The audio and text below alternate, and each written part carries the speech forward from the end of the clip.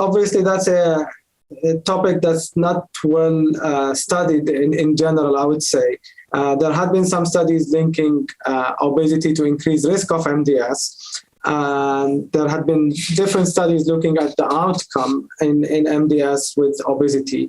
There had been some preclinical data in mice suggesting that maybe actually obesity could be protective in those mice. So we recently tried to look at this and published our experience. And we don't see, obviously, the survival advantage of the obesity. We saw, unfortunately, that obviously patients with high body mass index, more than 30, that they had inferior survival. But when we look carefully, that was more in the lower risk MDS patients.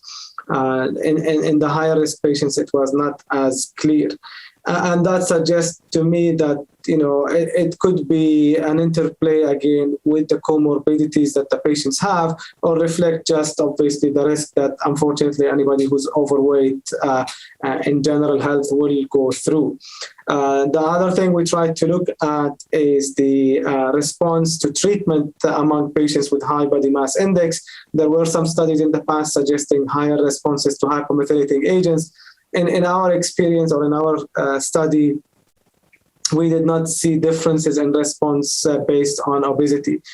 So I think, we still have to do larger scale studies to address this point. Our initial observation is that the impact is in the lower risk, and maybe that's the interplay between some comorbidities where obesity contributes to and the MDS.